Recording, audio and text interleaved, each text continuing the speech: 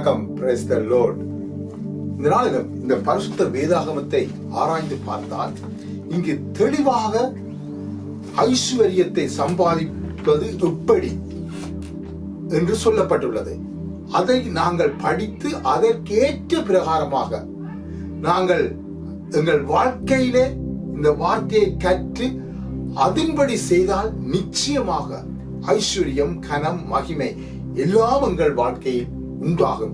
இது வேத வார்த்தையின்படி சத்தியம்.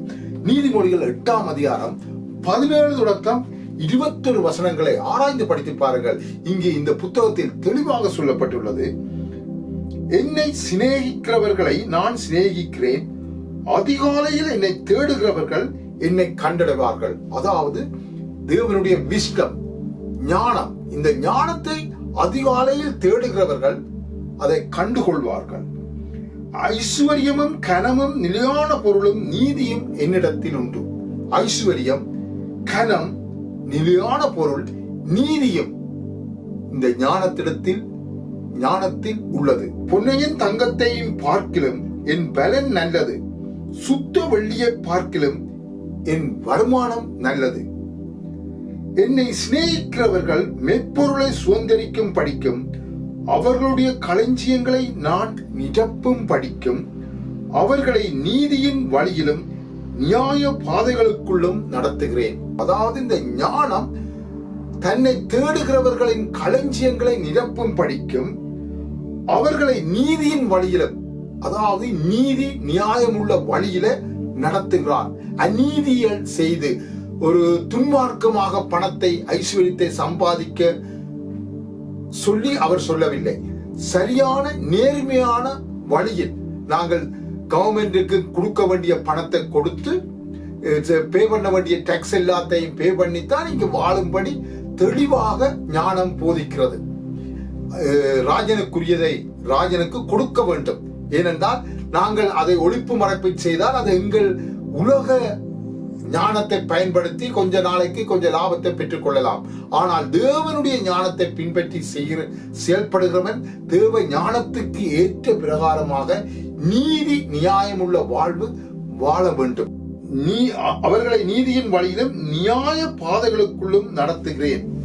இப்படி நீதி நியாயமான பாதைகளுக்குள் அவர் எங்களை நடத்தி செல்லும் போது இந்த ஐஸ்வர்யம், கனம், மகிமை எங்கள் வாழ்க்கையில் தொடர்ந்து இருந்து கொண்டே இருக்கும்.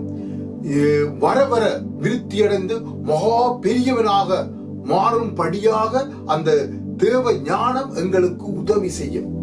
பாருங்கள், வேத வார்த்தையிலே ஆபிரகாம், ஈசாக்கு, யாக்கோபு போன்றோர் பாருங்கள், தேவன் அவர்களோடு இருந்தபடியால், அவர்கள் தேவனுடைய வார்த்தையிலே நிலைத்து நின்றபடியால் அவர்கள் தொடர்ந்து ஐஸ்வர்யவான்களாகத்தான் இருந்தார்கள். அவர்கள் ஒருபோதும் குறைபட்டு போகவில்லை. உலகத்திலே பஞ்சங்கள் வந்தன, ஆனாலும் அதன் நிமித்தம் அவர்கள் குறைபட்டு போகாமல் தொடர்ந்து ஐஸ்வர்யவான்களாகத்தான் இருந்தார்கள். காரணம், அவர்கள் நீதி நேர்மையாக வாழ்ந்தார்கள்.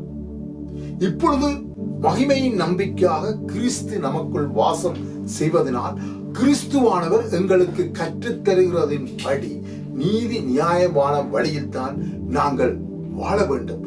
அப்பொழுதுதான் கர்த்தர் எங்களுக்கு சொன்ன வாக்கு தத்தங்கள் எல்லாவற்றையும் சுதந்திரித்துக் கொள்ள முடியும். நாங்கள் ஒருபோதும் மற்றவர்களிடத்தில் கையேந்தி அழுது புலம்ப வேண்டிய அவசியம் இல்லை. உண்மை முத்தமாக தேவ ஞானத்தை கற்றுக்கொண்டு அதற்கு கீழ்ப்படிந்தால் நிச்சயமாக தேவன் சொன்ன வாக்கு தத்தம், அதாவது களஞ்சியங்கள் பூரணமாக நிரம்பும். ஐஸ்வர்யம், கனம், மகிமை எங்கள் வாழ்க்கையில் உண்டாகும். இது வேத வார்த்தையின்படி சத்தியம். அதனால் என் சகோதர சகோதரிகளே, நீங்கள் யாராக இருந்தாலும் சரி, தேவனுடைய வார்த்தை சொல்லுகிறதின்படி நீதி நியாயமான வழியிலே நித்தமும் நடவுங்கள். நிச்சயமாகவே ஒன்றுக்கும் குறைபட்டு போக மாட்டீர்கள். குறைவுகள் உலகத்திலே வந்தாலும் உங்கள் வாழ்க்கையில், எங்கள் வாழ்க்கையில் கர்த்தராகிய ஆண்டவர் எங்களை ஆசீர்வதித்து வழி நடத்த போதுமானவராக இருக்கிறார். சத்தியத்தை அறியுங்கள், சத்தியம் உங்களை ஒவ்வொருவரையும் விடுதலையாக்கும். May God be with you.